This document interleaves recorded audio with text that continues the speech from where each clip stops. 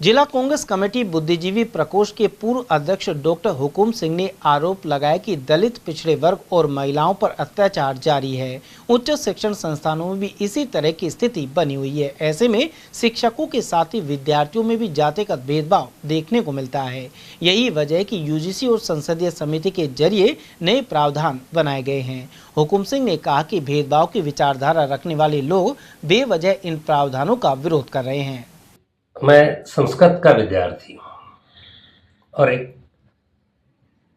दर्शन पर मेरा पीएचडी है। दर्शन में एक थ्योरी है सत्कार्यवाद। उसका मतलब है बिना कारण के दुनिया में कोई कार्य नहीं होता। कारण जरूर होगा तभी कार्य होता है। आपने स्वयं प्रश्न में ये कहा है कि संसदीय समिति ने इसको पास किया, इसका निरीक्षण किया, उसके बाद यूजीसी को दिया, यूजीसी ने उसको रेगुलाइज किया और 13 जनवरी को किया अभी जस्ट।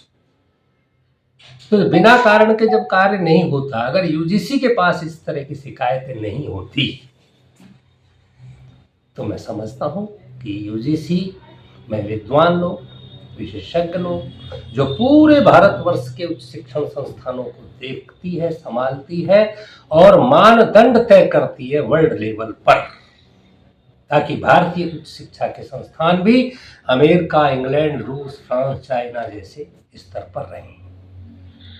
ये सब ध्यान में रखकर ही यूजीसी ने इस एक्ट को, इस अधिनियम को, इस कानून को पेश किया था।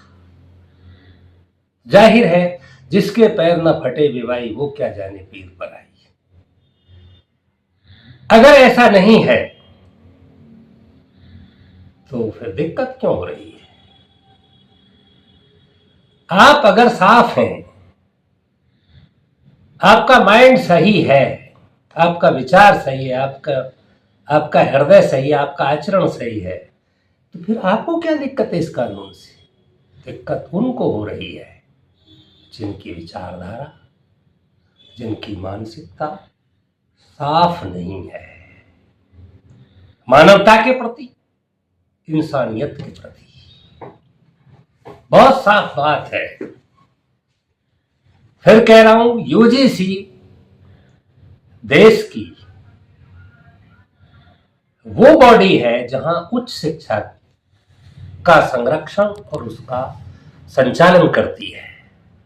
उसकी ड्यूटी है कि वो ऐसे मानक तय करें।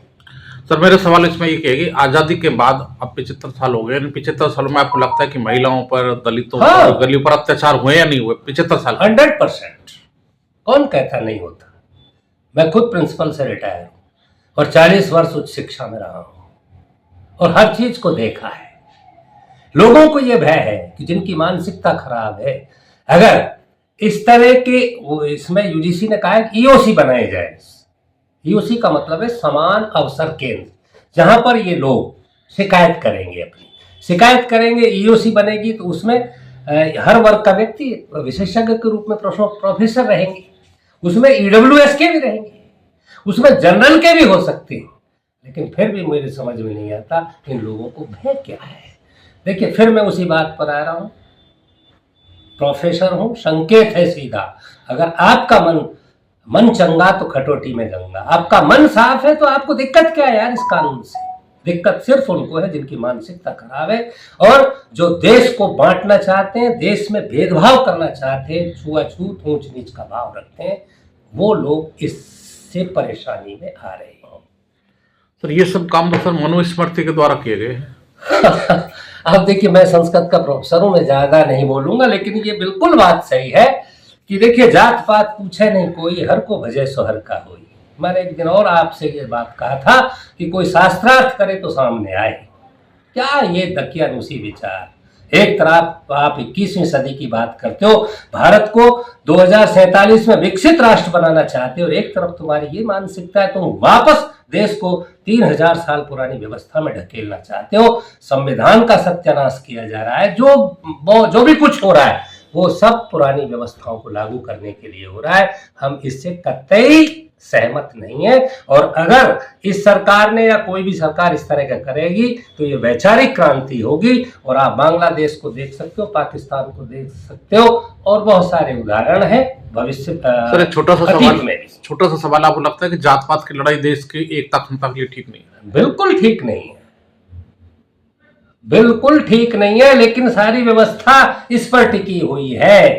चुनाव जीतने के लिए क्या क्या किया जा रहा है, परिसीमन में क्या क्या किया जा रहा है, आप देखिए क्या क्या हाल कर दिया लोगों ने। सीटों का, वार्ड मेंबर से लेकर और एमपी तक की सीटों में कितना फेरबदल किया जा रहा है, एसआईआर किया जा रहा है, बहुत सारी जो लोग जिंदा है उनको उनके नाम काट दिए जा रहे हैं। ये सब क्या है? तो आप ये कहना चाहते हैं सरकार की मंशा ठीक नहीं है? नहीं, बिल्कुल 100% मैं कह सकता हूं कि जो कुछ किया जा रहा है वो भारतीयता के, राष्ट्रीयता के हित में नहीं है। जो राष्ट्रवाद की बात करते हैं वो राष्ट्रवाद का अर्थ ही नहीं समझते, वो सिर्फ स्वार्थ का अर्थ समझते हैं। आत्मोदय परजहानी थी राजनीति, राजनीति का अर्थ भी यही है। जय हिंद।